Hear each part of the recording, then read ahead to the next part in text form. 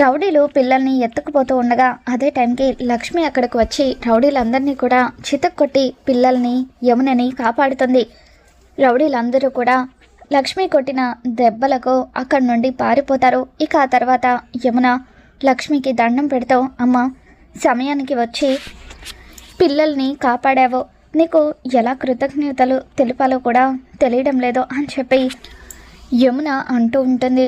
మొన్న నా కొడుకు విహారీని కాపాడి తీసుకువచ్చింది కూడా నువ్వే కదా అని చెప్పి, నా కుటుంబానికి ఆపద వచ్చిన ప్రతిసారి కూడా దేవతలాగా నువ్వే కాపాడుతున్నావు అని చెప్పి అంటూ ఉంటుంది. ఏదో సమయానికి నేను వచ్చాను కాబట్టి పిల్లల్ని కాపాడగలిగానమ్మా, అయినా అసలు ఎందుకు మీ కుటుంబం మీద శత్రువులు ఇంత పగబట్టారో? మొన్నేమో విహారీ గారిని చంపాలని చూశారు, ఇప్పుడేమో పిల్లల్ని కిడ్నాప్ చేయాలని చూస్తున్నారు.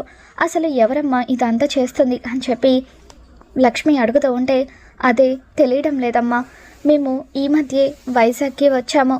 హైదరాబాద్లో ఉన్నప్పుడు మేమంతా కూడా ఎంతో సంతోషంగా ఉండేవాళ్ళము. కానీ ఎప్పుడైతే లక్ష్మి మా ఇంటికి దూరమైందో అప్పుడే మా ఇంట్లో సంతోషం అనేదే కరువైపోయింది అని చెప్పి యమున అంటూ ఉంటుంది. అసలైన ఈ వైజాగ్లో మాకు తెలిసిన వాళ్ళు కూడా ఎవరూ లేరు. అటువంటిది విహారీకి శత్రువులు ఎలా ఏర్పడ్డారో, ఎటువైపు నుండి ఎప్పుడు దాడి చేస్తారో తెలియక మేము భయపడిపోతున్నాం అని చెప్పి అంటూ ఉంటే, ఇకప్పుడు లక్ష్మి, పదండమ్మా మిమ్మల్ని ఇంటి వరకు డ్రాప్ చేసి నేను వెళ్తానని చెప్పి వాళ్ళతో పాటు ఇంటికి వచ్చేస్తూ ఉంటుంది.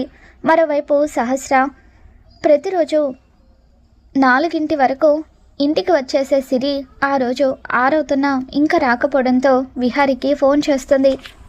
బావా, సిరిని తీసుకురావడానికి అత్తయ్య స్కూల్కి వెళ్ళారు, కానీ ఇప్పటి వరకు ఇంటికి రాలేదు, నాకు చాలా కంగారుగా ఉంది అని చెప్పి అంటూ ఉంటే, ఇకప్పుడు విహారీ, నేను ఇప్పుడే బయలుదేరి వస్తున్నాను అని చెప్పి ఇంటికి బయలుదేరి వస్తాడు. అదేంటి అమ్మ ఫోన్ లిఫ్ట్ చేయట్లేదు, అలాగే సిరి క్రిష్ ఇద్దరు ఇంటికి రాకపోవడం ఏంటి, ఏం జరుగుతుందని చెప్పి, నేను ఒకసారి సంధ్య గారికి ఫోన్ చేస్తాను, పోలీస్ కంప్లైంట్ ఇస్తాను అని చెప్పి విహారీ సంధ్యకు ఫోన్ చేయబోతూ ఉండగా ఇక అప్పుడే లక్ష్మి, యమున పిల్లలు ఇంటికి వస్తారు. సిరిని చూడగానే సహస్ర కంగారుగా, సిరి రోజు 4 వరకు ఇంటికి వచ్చేసేవాళ్ళు కదా, మరి ఈరోజు ఎందుకు ఇంత లేట్ అయింది అని చెప్పి అంటూ ఉంటే, అమ్మ కొంతమంది రౌడీలు నన్ను క్రిష్ని కిడ్నాప్ చేయబోయారు, సమయానికి ఈ ఆంటీ వచ్చి రౌడీలందరినీ కూడా కొట్టి మమ్మల్ని కాపాడింది అని చెప్పి సిరి చెబుతూ ఉంటుంది. ఇక అప్పుడే అక్కడికి వచ్చిన అంబిక, ఓ ఈ పిల్లల్ని ఇదెవరో కాపాడిందన్నమాట అని చెప్పి మనసులో అనుకుంటూ ఉంటుంది. అవునరా, సమయానికి ఈ అమ్మాయే కనుక లేకపోతే పిల్లలు ఏమైపోయేవారో తలుచుకోవడానికే భయంగా ఉంది. మొన్న రౌడీలు నిన్ను చంపాలని చూసినప్పుడు కూడా, నిన్ను తల మీద కొట్టినప్పుడు కూడా ఈ అమ్మాయి నీకు ట్రీట్మెంట్ చేయించి ఇంటికి తీసుకొని వచ్చింది అని చెప్పి యమున లక్ష్మి గురించి విహారీకి చెబుతూ ఉండడంతో ఇకప్పుడు విహారీ, ఈ అమ్మాయి చాలా మంచి అమ్మాయిలాగా ఉంది, నేనే తనని అనవసరంగా అపార్థం చేసుకున్నాను, కేడి చెప్పారంటే తను మంచిది అయి ఉంటుంది అని చెప్పి మనసులో అనుకుంటూ ఉంటాడు. సహస్ర ఇంట్లో నుండి కొంత డబ్బును తీసుకువచ్చి లక్ష్మి చేతిలో పెడుతూ, ఇదిగో ఈ డబ్బు తీసుకో, నా కూతురు ప్రాణాలు కాపాడావు, ఈ డబ్బు నీకు ఉపయోగపడుతుంది అని చెప్పి అంటూ ఉంటే, ఇకప్పుడు అంబిక, తీసుకో తీసుకో, నీలాంటి వాళ్ళంతా కూడా ఇలా డబ్బు కోసమే కదా ఇటువంటి పనులు చేస్తూ ఉంటారు అని చెప్పి అంటూ ఉంటుంది. ఇక దాంతో లక్ష్మి ఏడుస్తున్నట్టుగా నటిస్తూ, ఏంటండి మీకు ఇదంతా నేను డబ్బు కోసం చేసినట్టుగా అనిపిస్తుందా అని చెప్పి ఏడుస్తున్నట్టుగా నటిస్తూ, నేను ఒక అనాథని, నాకంటూ కూడా ఎవరూ లేరు, అందుకే మిమ్మల్ని అందరినీ చూస్తూ ఉంటే నాకు కూడా ఇటువంటి కుటుంబం ఉంటే బాగుంటుంది కదా అని అనిపించింది. మిమ్మల్ని అందరినీ నా వాళ్ళు అనుకొని ఇదంతా కూడా చేశాను. మీరు నాకు సాయం చేయాలనుకుంటే ఇలా డబ్బు ఇవ్వడం కాదు, నాకు ఉండడానికి కొంచెం చోటు ఇవ్వండి, చాలు అని చెప్పి లక్ష్మి ఏడుస్తున్నట్టుగా నటిస్తూ ఉంటుంది. ఏయ్, ఉండడానికి చోటు ఇవ్వడం ఏంటి, ఏం మాట్లాడుతున్నావు అని అంబిక అంటూ ఉంటే, ఏం లేదండి, నేను ఈ ఊరికి కొత్తగా వచ్చాను, నాకంటూ ఉండడానికి చోటు లేదు, అందుకే ఇంత పెద్ద ఇంట్లో ఉండడానికి నాకు ఒక్క చిన్న రూమ్ ఇస్తే మీకు ఇంటి పనుల్లో వంట పనుల్లో సాయం చేస్తూ నా పని నేను చూసుకుంటాను అని చెప్పి అంటూ ఉంటే, విహారీ, ఇలా ఎవరు పడితే వాళ్ళను ఇంట్లో ఉండనివ్వడం ఏంట్రా, ఆ అమ్మాయికి ఎంతో కొంత ఇచ్చి పంపించేసాయి అని చెప్పి అంటూ ఉంటే, ఇక అప్పుడు లక్ష్మి మరొకసారి ఏడుస్తున్నట్టుగా నటిస్తూ, ఎలాగైనా సరే పద్మాక్షి అమ్మగారి నోటితోనే ఈ ఇంట్లో ఉండమనేలాగా చేసుకోవాలి అనుకొని చూస్తూ ఉంటే, దేవతలాగా ఉన్నారమ్మా, మీరైనా చెప్పండి, మీలాంటి దేవతలు వరం ఇస్తేనే కదా మాలాంటి భక్తురాలు సంతోషంగా ఉండేది అని చెప్పి అలా లక్ష్మి పద్మాక్షిని పొగడ్తలతో ముంచెత్తుతూ ఉండడంతో ఇకప్పుడు లక్ష్మి మాటలకు పొంగిపోయిన పద్మాక్షి, ఈ అమ్మాయి నన్ను దేవత అంటూ పొగిడేస్తుంది, తనని ఈ ఇంట్లో ఉండనిస్తే నా కాలి కింద చెప్పులాగా పడి ఉంటుంది, ఈ ఇంట్లో నా మాట వినేవాళ్ళు ఒకరు ఉంటారు అనుకొని,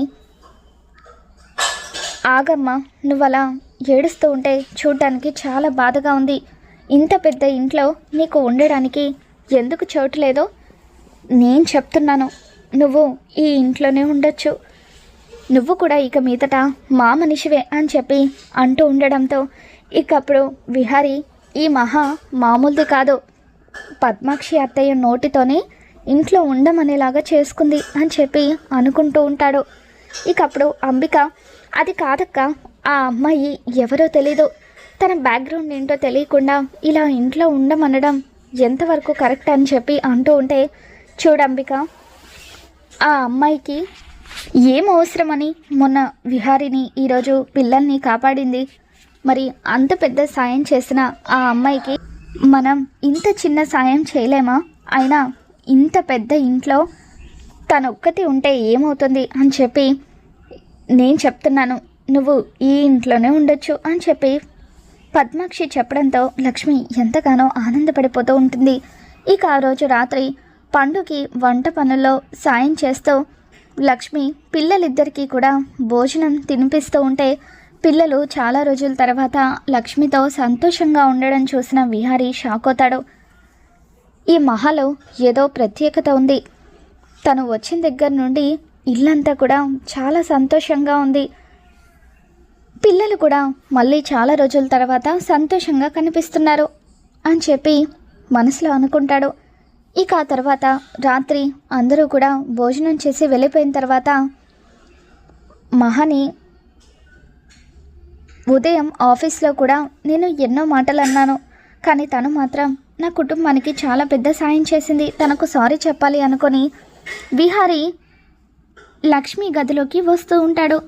ఇక అప్పుడే అనుకోకుండా సడన్గా డోర్ తీసేసరికి లక్ష్మి అక్కడే ఉండడంతో విహారీ లక్ష్మి మీద పడిపోతాడు. లక్ష్మి విహారీ ఇద్దరు కూడా బెడ్ మీద ఒకరి మీద ఒకరు పడిపోతారు. హలో బాస్, ఏంటి బాస్ ఇది, ఇలా కావాలని మీద మీదకు వచ్చేస్తున్నారేంటి, ఇదేమీ బాగోలేదు అని చెప్పి లక్ష్మి అంటూ ఉంటే, హలో, నేనేమీ కావాలని వచ్చి నీ మీద పడలేదు, నీతో మాట్లాడాలని వచ్చాను, కానీ అనుకోకుండా డోర్ తీసేసరికి నువ్వు ఇక్కడే ఉండడంతో స్లిప్ అయ్యి నీ మీద పడిపోయాను, అంతకు మించి ఏమీ లేదు, ఎక్కువగా ఊహించుకోకు అని చెప్పి విహారీ అంటూ ఉంటాడు.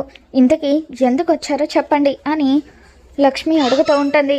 ఇక దాంతో విహారీ, నీకు సారీ చెప్దామని వచ్చాను, అలాగే పిల్లల్ని కాపాడినందుకు థ్యాంక్స్ చెప్పడానికి కూడా వచ్చాను అని చెప్పి విహారీ అంటూ ఉంటాడు.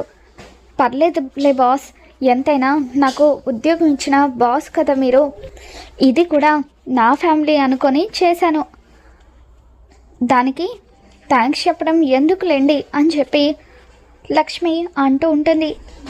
తర్వాత రోజు ఉదయాన్నే లక్ష్మి ఆఫీస్లో ఫైల్స్ అన్నీ కూడా వెరిఫై చేస్తూ ఉండగా ఇకప్పుడు ఆ అంబిక చేసిన తప్పులన్నీ కూడా లక్ష్మి కనిపెట్టి విహారీ దగ్గరికి వెళ్ళి, విహారీ గారు, ఈ ప్రాజెక్ట్ని ఎవరు హ్యాండిల్ చేస్తున్నారు, ఈ అకౌంట్స్లో అన్నీ కూడా తప్పులే ఉన్నాయని చెప్పి అంటూ ఉంటే, ఇకప్పుడు లక్ష్మి చూపెట్టిన ఆ తప్పుల్ని చూసి విహారీ షాక్ అవుతూ, ఈ ప్రాజెక్ట్ మా అంబిక అత్తయ్య చేస్తుంది.